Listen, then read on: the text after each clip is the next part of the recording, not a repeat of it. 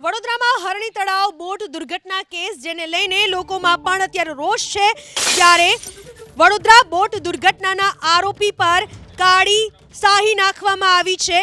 કોટિયા મેનેજમેન્ટના સંચાલક બિનિત કોટિયા પર કાળી શાહી નાખવામાં આવી, એનું મોઢું કાળું કરવામાં આવ્યું। કોર્ટમાંથી પોલીસ જાપ્તામાંથી બહાર નીકળતા બિનિત કોટિયાનું મોઢું કાળું કરવામાં આવ્યું। યુથ કોંગ્રેસના કુલદીપ વાઘેલાએ આરોપી બિનિત પર કાળી શાહી નાખી।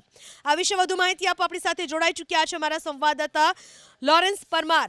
લોરેન્સ, શું છે આખી ઘટના?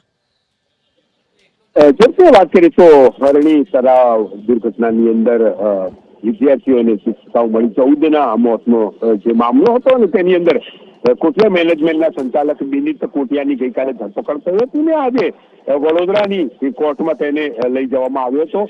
તેના 7 દિવસના રિમાન્ડ મંજૂર થયા અને તે બાદ પોલીસ જાપ્તામાં તે બહાર નીકળી રહ્યો હતો ત્યારે જ યુથ કોંગ્રેસના પ્રમુખ કુલદીપસિંહ વાઘેલાએ તેનું મોં કાળું કર્યું હતું। કાળી શાહીથી તેના મોં ઉપર કાળો કૂચો લગાવ્યો હતો, પરંતુ તરત જ પોલીસે જે કહી શકાય કે કુલદીપસિંહ વાઘેલાની ધરપકડ કરી લીધી હતી।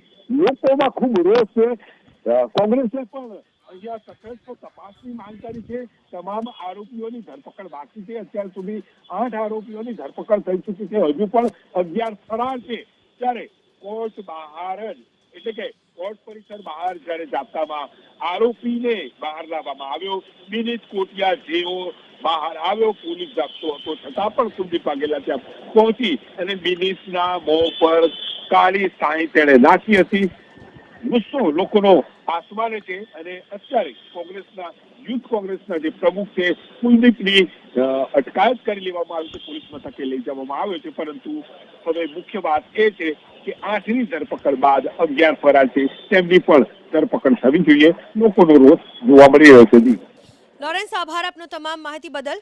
તો વડોદરામાં જે હરણી તળાવ દુર્ઘટના બની તેને લઈને લોકોમાં પણ ભારોભાર રોષ જોવા મળી રહ્યો છે। જ્યારે આરોપીને કોર્ટની બહાર લાવવામાં આવ્યો ત્યારે તેની સામે મોઢા પર કાળી શાહી ફેંકવામાં આવી હતી।